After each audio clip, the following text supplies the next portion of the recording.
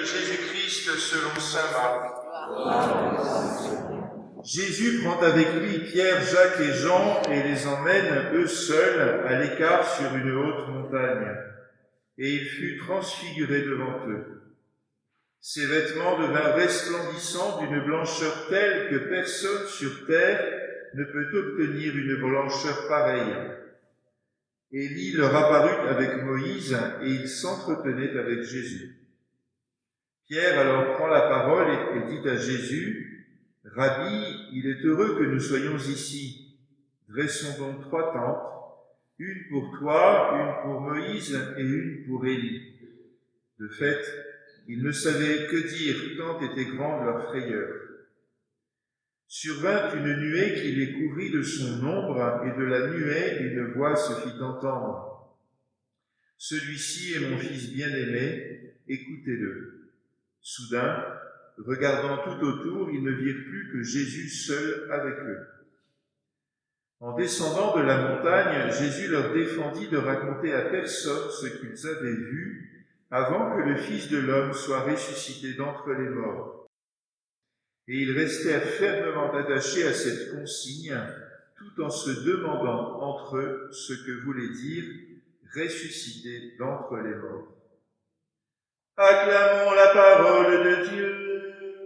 Louange à toi, Seigneur Jésus. Chers frères et sœurs bien-aimés dans le Seigneur, au fur et à mesure que nous avançons dans les voies de l'intimité avec le Christ, notre Seigneur, il établit toujours plus sa vie en nous.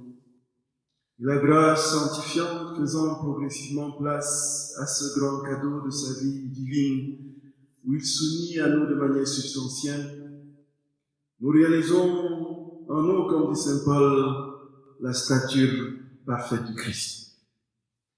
Et c'est cela, frères et sœurs bien-aimés, le secret de la transfiguration, le secret de la pneumatisation, comme disent les pères orientaux, le secret de la divinisation.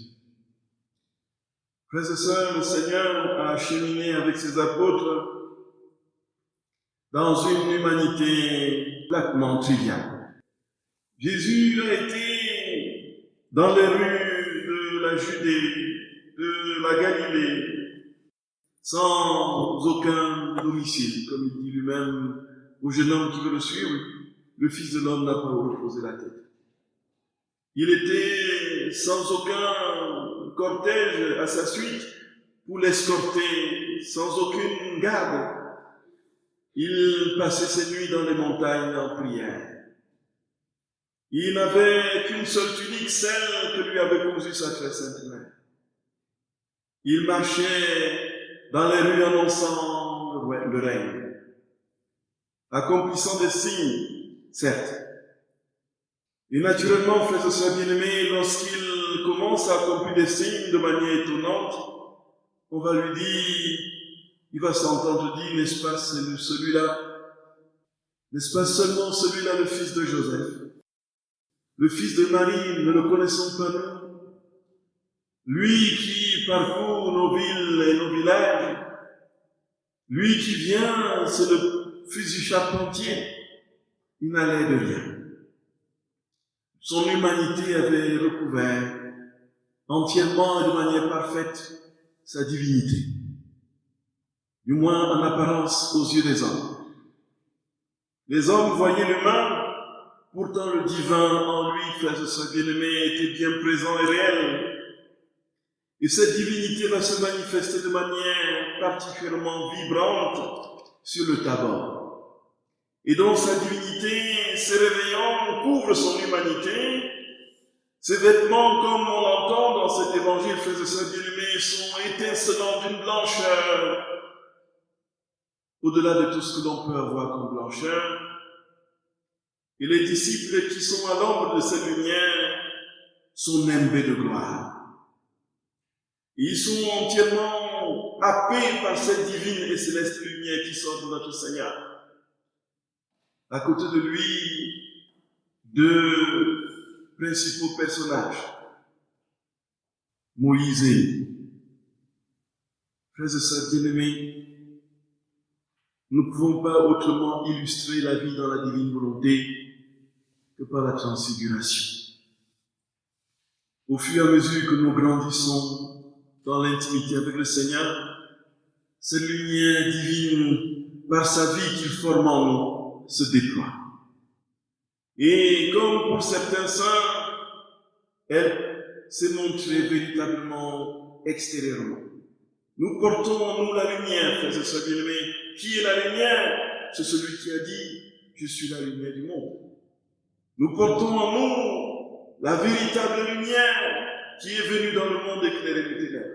Nous portons en nous le Christ. Et la particularité de notre foi chrétienne, c'est que nous croyons en un Dieu, non pas lointain blotti quelque part dans l'écrin de sa majesté, où il tente vaille que vaille de soumettre ses sujets, laissant planer sur leur conscience une épée de Damoclès qui sans cesse attend la minute de la chute pour frapper.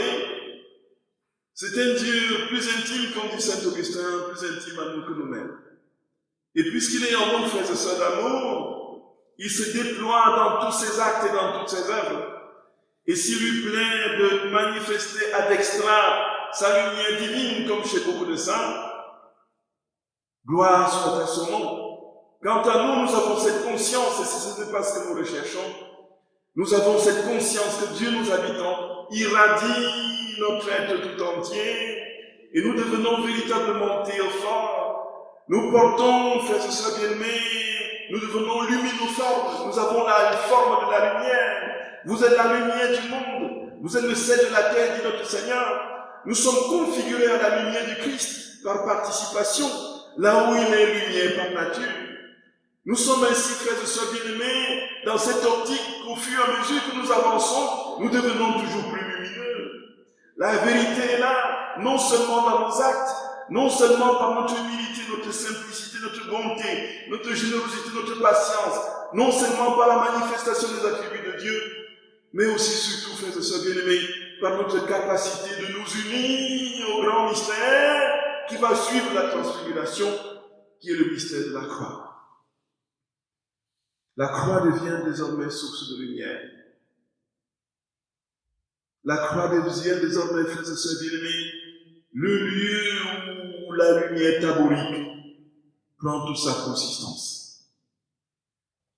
De quoi parlaient les personnages à sa gauche, à sa droite, Élie et Moïse, sinon pour l'encourager d'aller se poser sur la croix.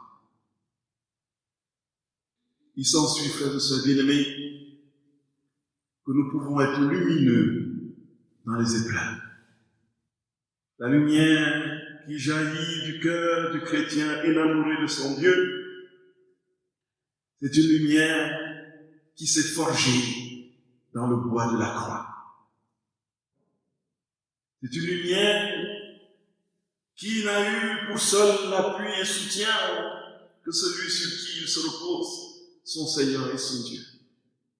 Entendant traverser dans les couloirs de sa conscience et de son âme ces paroles de Paul, je n'ai voulu rien savoir au milieu de vous que Jésus-Christ et Jésus-Christ crucifié. Car pour lui, le monde a été crucifié. Pour moi, le monde a été crucifié. Et le monde a été crucifié pour moi. Désormais que plus personne ne me fasse la peine, car je porte dans ma chair les marques de Jésus. Frères et sœurs bien-aimés, le Seigneur nous dit, je t'ai créé pour que tu participes à ma lumière et crois de tout ton être, de tout ton cœur que je suis avec toi et quelles que soient les épreuves que tu traverses, je permets, même si elles ne sont pas résolues, que tu deviennes toujours plus lumineux, que tu participes davantage et toujours plus profondément à ma lumière divine que je manifesterai dans ta vie et dans la vie d'une multitude. Désormais, puisque je serai pleinement en toi, j'embrasserai l'humanité de tous les temps, passé, présent et futur. Crois de tout ton cœur qu'avec moi, tu vivras de ma lumière. Qu'est-ce qu'il nous reste à faire? sinon de contempler le crucifié glorieux. La lumière taborique, frères et sœurs bien-aimés, a duré quelques instants sur le Tabor. À quel moment cette lumière s'est rendue permanente, définitive et éternelle? C'était à la résurrection. Et qu'y a-t-il eu avant la résurrection?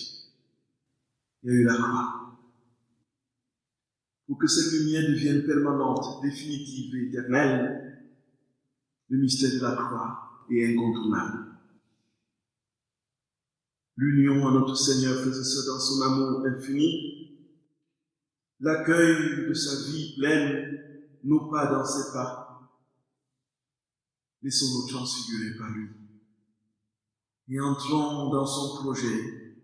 La croix nous rabotera peut-être, et même certainement, et nous laissera dans la condition dans laquelle le Seigneur veut que nous soyons réceptacles de sa vie. Et alors, frères et sœurs bien-aimés, en contemplant le grand mystère, nous serons toujours plus remplis de lui, remplis de lui, remplis de lui, remplis de lui, selon cette parole de Paul aux Corinthiens.